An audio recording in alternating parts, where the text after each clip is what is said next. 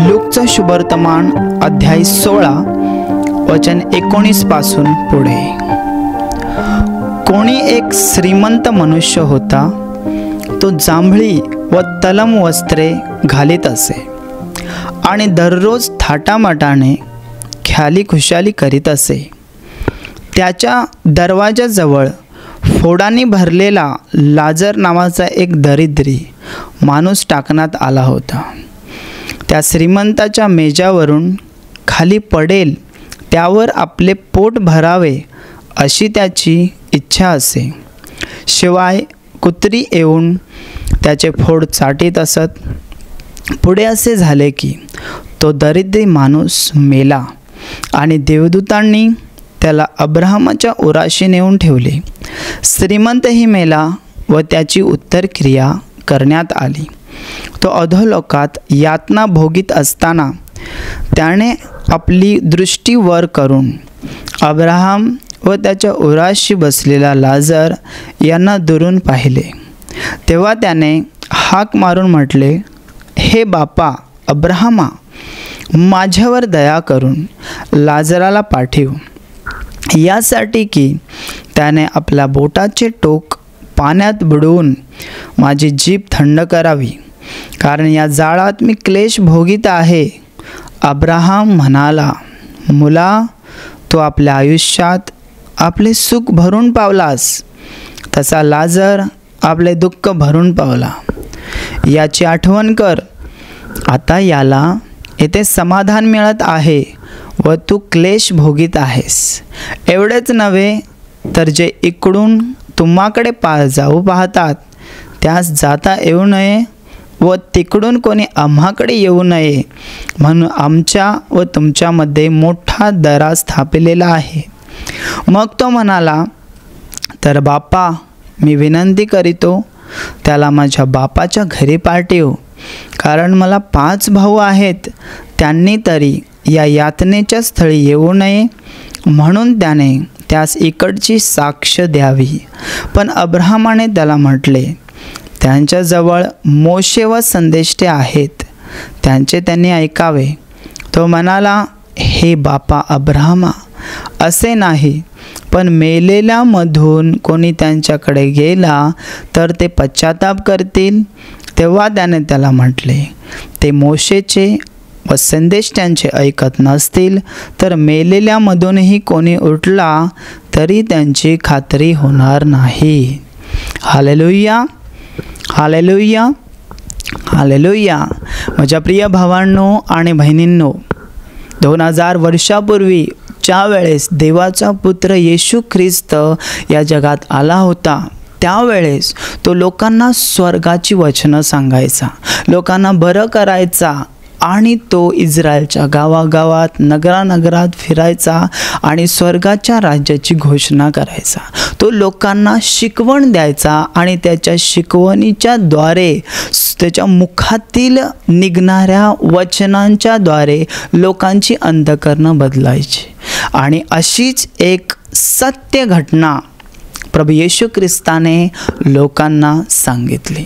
आज आपण जगामध्ये राहत आहोत, आपण कितीतरी कथा कादंबऱ्या ऐकतो, कितीतरी गोष्टी ऐकतो, पण त्या सगळ्या खोट्या असतात, काहीच खऱ्या असतात।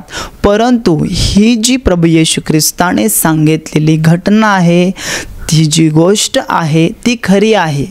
काही लोकांना असं वाटतं ही जी कहाणी लिहिलेली आहे, काही लोक नव्याने वाचतात त्यावेळेस त्यांना वाटतं ही एक भारूड कथा आहे, भाकड कथा आहे, याला काही अर्थ नाही। पण माझ्या प्रिय भावांनो आणि बहिणींनो, जो स्वर्गाचा मालक, राजांचा राजा, प्रभूंचा प्रभू, देवांचा देव, जो इथे मानव रूप धारण करून आला, त्याने ही घटना तो या पृथ्वीच्या काळात जिवंत असताना सांगितलेली आहे। Hallelujah, hallelujah. माझ्या प्रिय भावांनो आणि बहिणींनो, ही जी घटना आपण वाचली ती 2 मनुष्यांची आहे। एक मनुष्य आहे, तो आहे श्रीमंत, त्याचं नाव प्रभू येशू ख्रिस्ताने सांगितलं नाही, परंतु दुसरा मनुष्य आहे, त्याचं नाव आहे लाजर, दरिद्री लाजर।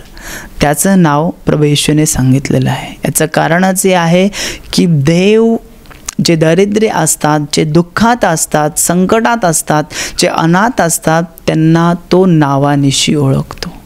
त्यांना त्यांची ओळख आहे, तो त्यांना ओळखतो, तो त्यांची काळजी घेतो, त्यांना सांभाळतो, त्यांना नावानिशी तो ओळखतो. त्यांच्याकडे प्रभूची दृष्टी असते. हालेलुया. आणि तो नावाने ओळखतो. पण जो मनुष्य आहे त्याचं नाव प्रभूला माहिती असेल की नाही ते माहीत नाही, पण इथे दिलं नाही. पण तो श्रीमंत मनुष्य होता. त्याला रेलचेल होती, कशाचीही कमी नव्हती. बायबल सांगतं की कोणी एक श्रीमंत मनुष्य होता, तो जांभळी व तलम वस्त्रे घालत असे. तो दररोज थाटामाटाने ख्याली खुशाली करत असे.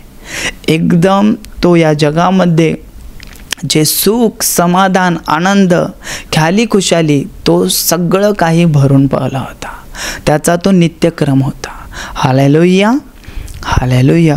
पण जो दुसरा मनुष्य आहे, बायबल सांगतं त्या श्रीमंत मनुष्याच्या दाराजवळ फोडांनी भरलेला लाजर नावाचा एक दरिद्री माणूस टाकण्यात आला होता.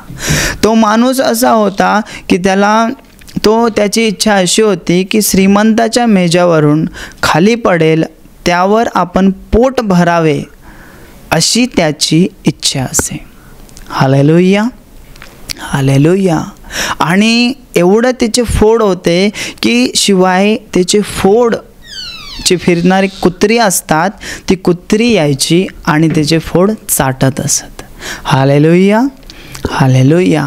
माझ्या प्रिय भावांनो आणि बहिणींनो, ही दोन मनुष्य आहेत. या दोन मनुष्यांची घटना अशी आहे की पुढे असं होतं की तो दरिद्री माणूस मरतो आणि दिव्यदूत त्याला अब्रामाच्या उराशी नेऊन ठेवतात.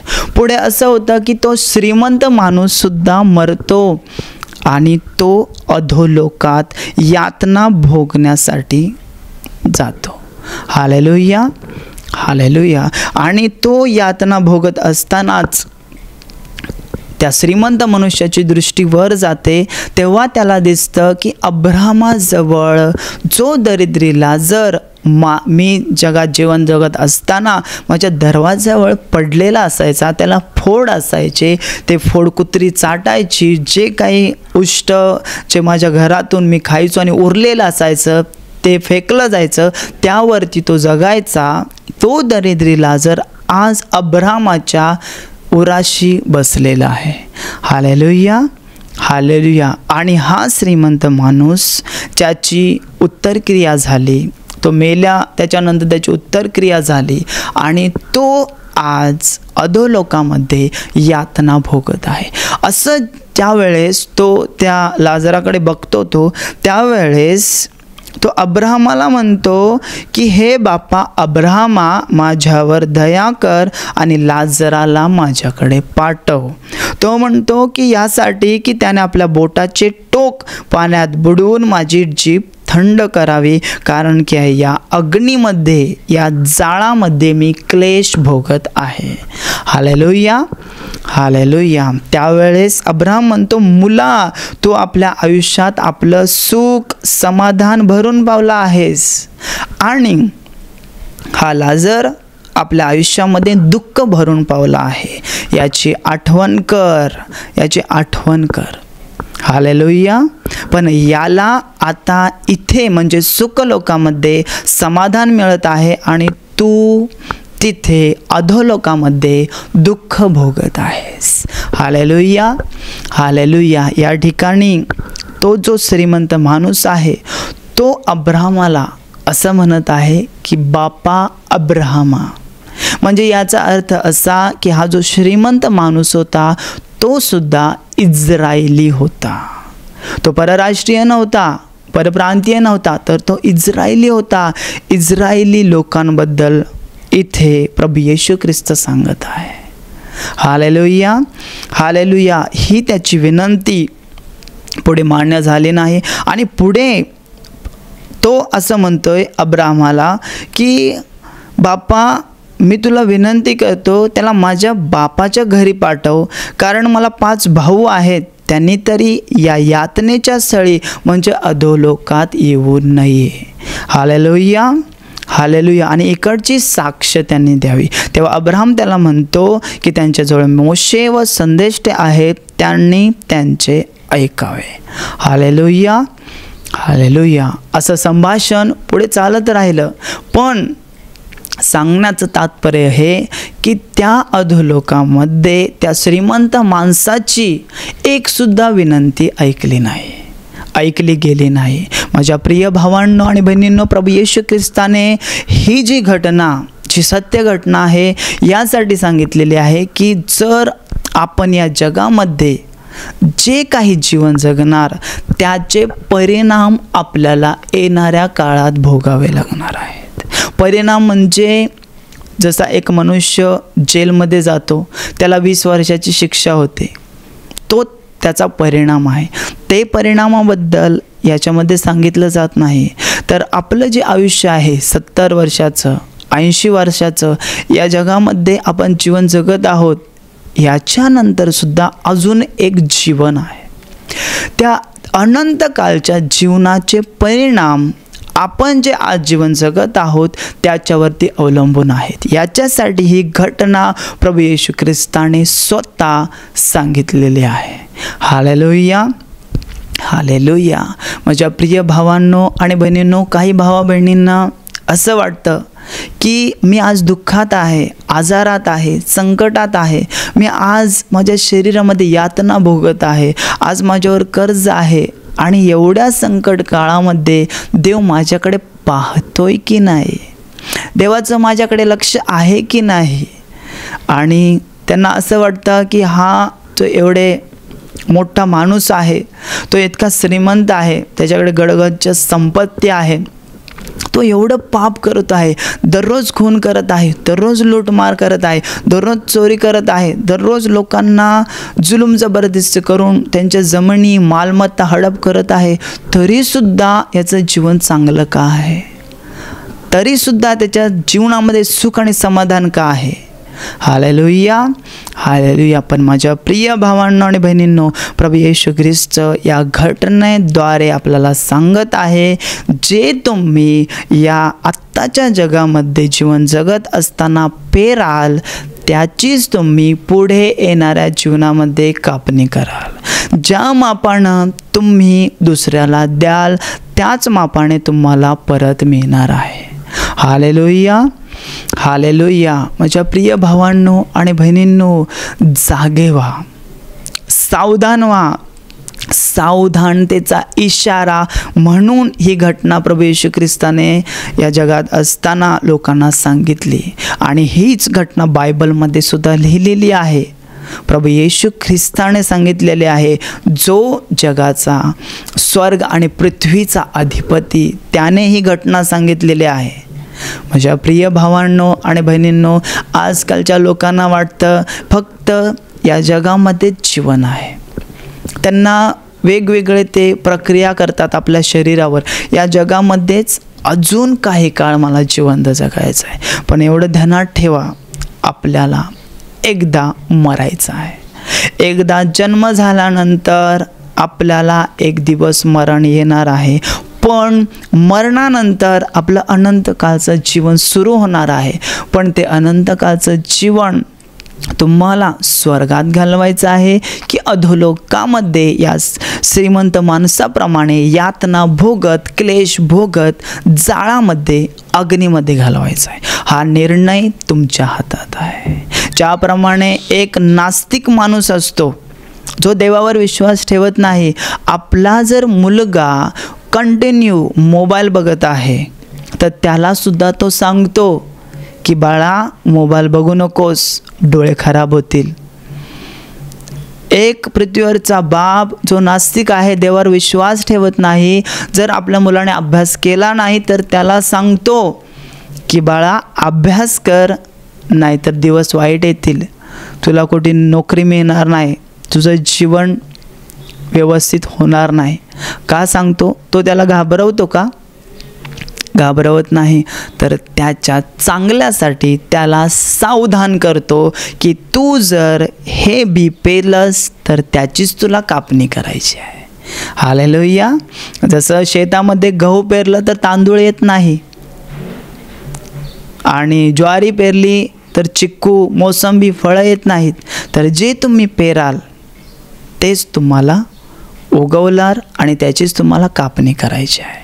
माझ्या प्रिय भावांनो आणि बहिणींनो, आज जगातले लोकांवर जुलूम जबरदस्ती करत आहेत, लोकांना मारहाण करत आहेत, शिव्यागाळी करत आहेत, खून करत आहेत, व्यभिचार करत आहेत, अजून वेगवेगळ्या प्रकारची कामं जी देवाला आवडत नाहीत ती करत आहेत. त्यांना असं वाटतंय जे काही करायचं आहे ते या जगातच आहे, मेल्यानंतर काही नाही.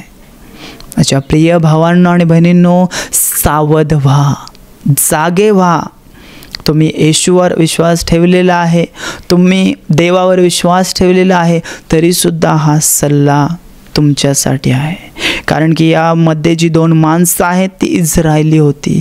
इस्रायल म्हणजे देवाचा निवडलेला देश, देवाचे निवडलेले लोक जे फक्त जिवंत देवाची उपासना करायचे होते. हा जो श्रीमंत माणूस आहे तो सुद्धा इस्रायली होता, देवावर विश्वास ठेवणार होता, पण त्याने आपलं जीवन जगत असताना त्याने पापात जीवन जगला. तो श्रीमंत होता म्हणून अधोलोकात गेला का? म्हणून तो नरकाच्या अग्नीत गेला का? नाही. त्याचं पाप हे होतं की त्याने आपल्या जीवनामध्ये जगामध्ये जीवन जगत असताना त्याने दया केली नाही. त्याला दया करण्यासाठी कुठे बाहेर जावं लागत नव्हतं, तर त्याच्या दरवाजाजवळ एक दरिद्री लाजर, त्याला अन्नाची वाण होती, त्याच्यावरती कपडे नव्हते, त्याचे फोड कुत्री चाटायची, त्याला जेवायला मिळत नव्हतं. बायबल सांगतं की इथे लिहिलेलं आहे की त्याच्या दरवाजाजवळ फोडांनी भरलेला लाजर नावाचा एक दरिद्री माणूस टाकण्यात आला होता. टाकण्यात म्हणजे तो तसाच सडत होता, त्याला सूद नव्हती अन्न खायची, पाणी प्यायची, तो तसाच होता. बेवारस म्हणतात ना, बेवारस, अनाथ. काय लोक असतात, मुलगी झाली म्हणून कुठे पण कचऱ्याच्या डब्यात टाकून देतात. बेवारस होता तो, अनाथ होता. माझ्या प्रिय भावांनो आणि बहिणींनो, त्या श्रीमंत मनुष्याकडे वेळ होती. कशाची वेळ? त्याच्यावरती दया करण्याची. एक माणूस होता, त्याच्या घरात रेलचेल होती, इतका श्रीमंत होता, ख्याली खुशाली दररोज थाटामाटाने जगायचा. त्याला फक्त दया करायची होती, त्याला खायला द्यायचं होतं, प्यायला द्यायचं होतं. त्याचे उपचार जरी त्याने केले असते तरी पण ही वेळ आली नसती. पण त्याने त्या एका माणसावर दया नाही केली, म्हणजे याचा अर्थ असा की त्याने संपूर्ण जीवनामध्ये कोणावरच दया केली नाही. Hallelujah, hallelujah. माझ्या प्रिय भावांनो आणि बहिणींनो, हेच त्याचं पाप. त्याने लोकांवर दया केली नाही.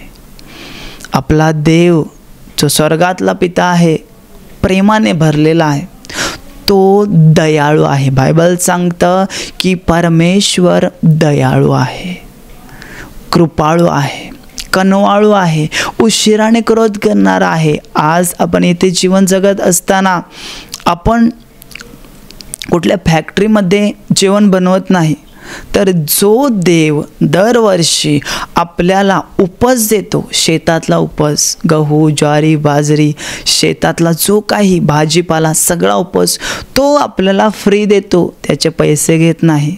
पण जे भाजीवाले असतात, विक्रेता असतात, ते विकतात, ते पैसे घेतात, पण देव पैसे घेत नाही. देव आपल्याला दरवर्षी न चुकता आकाशातून पावसाचं गोड पाणी लाखो लिटर देतो, पण आपण तेच पाणी 1 लिटरची बॉटल 20 रुपयाला विकतो आणि विकत घेतो. माझ्या प्रिय भावांनो आणि बहिणींनो, ही शुद्ध हवा आज आपण घेत आहोत, ती शुद्ध हवा देव आपल्याला मुफ्तमध्ये देतो, फ्रीमध्ये देतो. पण हॉस्पिटलमध्ये तुम्ही गेला तर एक सिलेंडरचा बाटला असतो ऑक्सिजनचा, त्याचे पण पैसे भरावे लागतात. एवढा देव प्रेमाने भरलेला आहे, दयाळू आहे, दयाळू.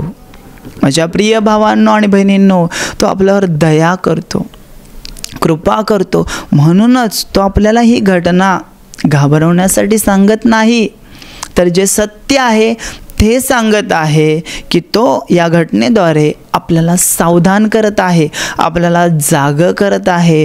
जे तुम्ही या जगात जीवन जगत असताना आत्ता पेराल त्याचीच तुम्हाला पुढे येणाऱ्या काळामध्ये कापणी करावी लागणार आहे.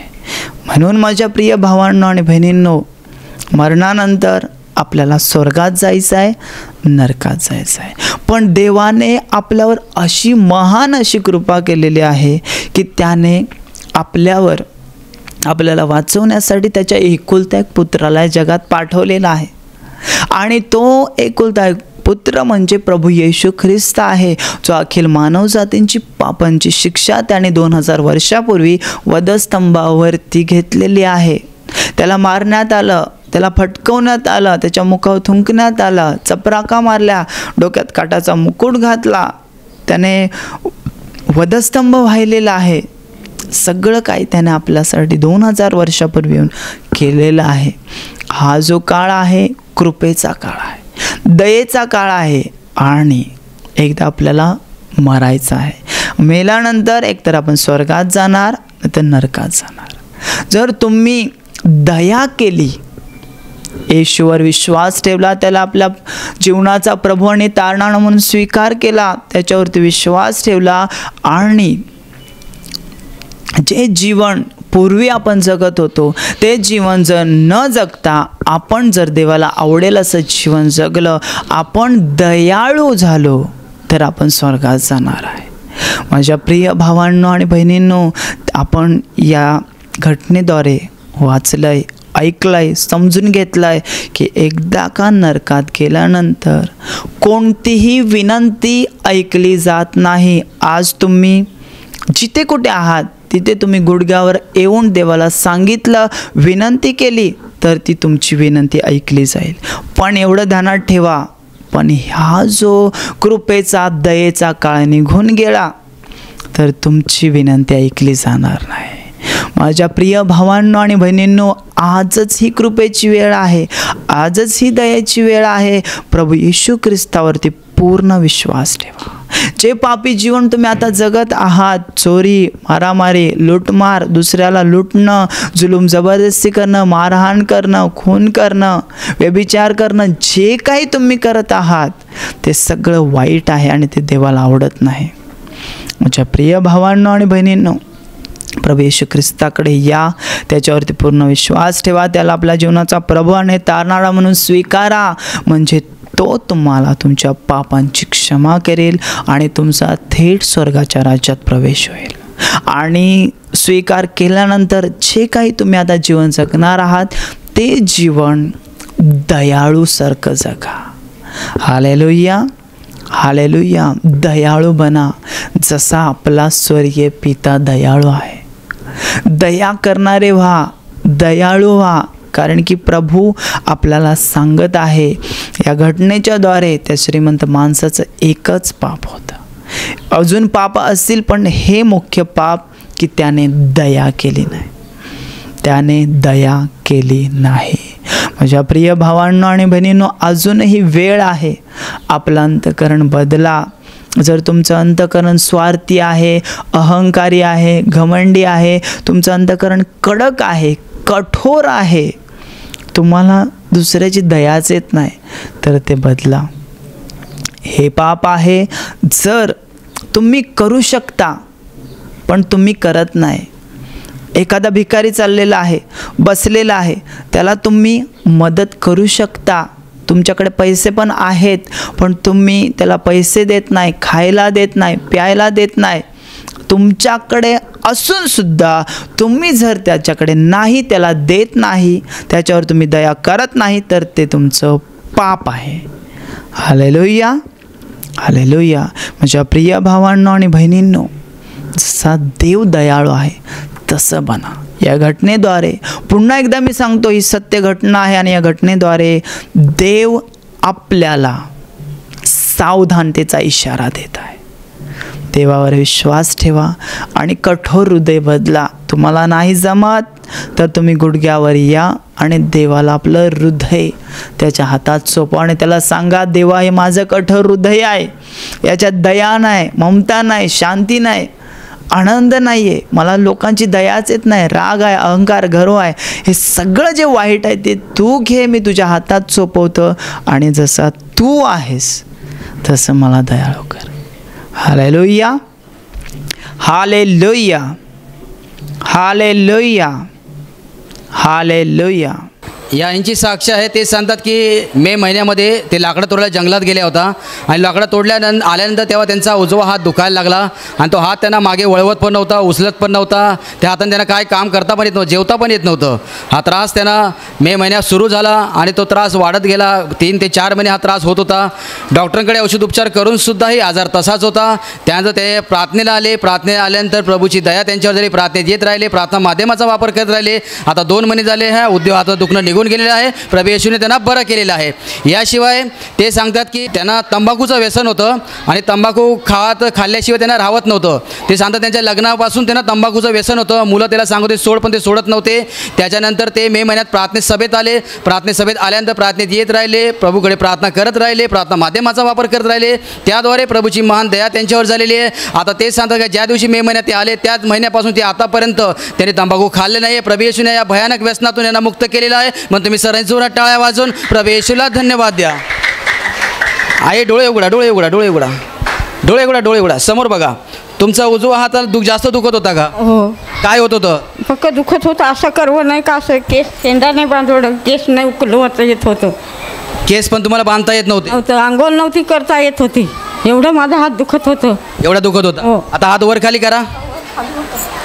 Praise the Lord. आता दुखत नाही, दुखत नाही. मागे वळवा. असं पण वळतो. हो. आता दुखत नाही. नाही. अरे तुम्हाला तंबाखूचं व्यसन होतं? हो. लग्नापासून तंबाखूचं व्यसन होतं. लग्नापासून तुमचं तंबाखूचं व्यसन होतं? हो. तंबाखू खाल्लंच पाहिजे. हो. लग्नातले तुम्हाला मनाई केली, तुम्हाला तंबाखू खाऊ नको, खाऊ नको, तू मरशील असं मुलं सांगत होते. तर मी सांगत का मी नाही मरत, एवढी लोक खातात तर लोक नाही मरत, असं मी सांगत होतो. तुमचा मुलगा सांगतो तंबाखू खाशील तर मरशील, पण तुम्ही सांगता की एवढी लोक तंबाखू खातात ते नाही मरत, मी कशी मरीन? असं तुम्ही त्याला उलट बोलायचे. उलट बोलायचे. पोरा तंबाखू पेटवायला लागली का पोरा शिवा द्यायची, आई तू काय तंबाखू खाते. पण तुम्हाला ते व्यसन होतं. व्यसन होत. मग ते कसं सुटलं? ते येशूचे यात आलो तर प्रभू येशूने त्यांचं व्यसन सोडलेलं आहे. इतक्या वर्षाच्या तंबाखूच्या व्यसनातून यांना मुक्त केलेलं आहे. मग तुम्ही सर्वांनी जोरात टाळ्या वाजवून प्रभू येशूला धन्यवाद द्या.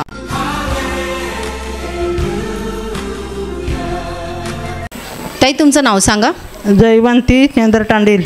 आणि काय झालं होतं तुम्हाला? माझे जाम पाय दुखायचं आणि छातीत दुखायचं न डोकं जाम दुखायचं, मला उठवून पण बघवत नव्हतं. असं किती दिवसापासून होत होता? 15 दिवस झाले. 15 दिवसात म्हणजे तुम्हाला उठून बसता पण येत नव्हता? बसून ते येत होतं. खूप त्रास व्हायचा? खूप त्रास व्हायचा. मग शिबिरात काय घडलं? शिबिरात आलो होतं, आज मला बरं वाटलं, मी आज साक्षी देते. आज तुम्हाला बरं वाटलं म्हणजे आता तुम्ही आल्यापासून तुमच्या छातीत दुखलं नाही? नाही दुखलं. आणि पायाचं पण दुखणं निघून गेलं? निघून गेलं. आता तुम्ही बसला उठता काही त्रास होत नाही? काहीच नाही त्रास. जरा लोकांना बसवून दाखवा. उभे राहता. अगोदर तुम्ही म्हणताय की बसल्यावर उठायला वाटत नव्हतं? वाटत नव्हतं, तसं गपचूप बसून राहायला वाटतं ना. आता बरं वाटतं, आता मी उठता बसता, आता काहीच नाही वाटत. आता काहीच नाही वाटत म्हणजे काही त्रास होत नाही? काहीच नाही त्रास होतं. प्रभूने तुम्हाला बरं केलंय? प्रभूने मला बरं केलं. ताई तुमचं नाव सांगा. लीला अनिल पटेल. आणि काय समस्या होती तुम्हाला? मला ते सोमवारी आली ना तर माझे म्हणजे भांडी सेवेची भांडी घासली ना तर मला सुवास लागायचा लई. तर मला त्याच्या ते सेवा केल्याबद्दल मला काहीच वाटलं ना अजिबात. म्हणजे तुम्ही म्हणतात की तुम्ही इकडे आल्या आणि आल्यानंतर इकडे सेवा केली तर तुम्हाला काही त्रास नाही झाला? म्हणजे पूर्वी त्रास व्हायचा का? थकवा लागायचा मला. म्हणजे घरातली काम करताना थकवा लागायचा? घरातली कामं करताना थकवा लागायचा. इथं केलं काहीच नाही, मला जरासुद्धा वाटलं नाही असं थकवायचं. आणि दुसरी काय साक्षी? दुसरी साक्षी काल आज आहे ना आशीर्वाद हे पवित्र आत्म्याची प्रार्थना झाली. पवित्र आत्म्याच्या ह्याच्यात आहे ना, हे पाय आणि लय दुखत होते माझे, कंबर आणि ते बरी झाली त्याच्यातच. म्हणजे पाय आणि कंबर दुखत होतं आणि पवित्र आत्म्याच्या प्रार्थनेत बरं वाटते. हां, बरं वाटलं. ही पाठ आणि ते तळव्याला आग करत होती, ती पण बरी झाली. तळव्याला आग होती आणि ती पण पूर्ण बरी झाली आहे. ताई, तुमचं नाव सांगा. रेखा ठाकरे. तुमची साक्ष काय आहे? माझे जून महिन्यापासून ना पोटात दुखायचं, आगसून राहायचं, मला जेवण नाही जात होतं. सोनोग्राफी केली, त्याच्यात काहीच नाही आजार समजला, तरी दुखणं थांबत नव्हतं, दुखायचंच. आणि काय त्रास व्हायचा? पाय दुखायचे, कंबर दुखायची. तुम्ही बरे कसे झाला? तेल पाण्याचा वापर करत राहते. आणि तुम्ही शिबिर पण केलं? शिबिर पण केलं, तरी नाही त्याच्यात बरे. आता आराधनाची प्रार्थना झाली, त्याच्यात खाली पडली आणि आजार बरा. गेल्या महिन्यात तुम्ही शिबिर केले, त्यात तुम्हाला आराम नाही पडला, पण आता ह्या शिबिरामध्ये पवित्र आत्म्याची प्रार्थना चालू असताना तुम्ही देवाच्या सामर्थ्याने खाली पडलात. आणि आता पोटामध्ये आग होत नाही, हातपाय दुखत नाही, काहीच नाही. देवाने बरं केलं तुम्हाला.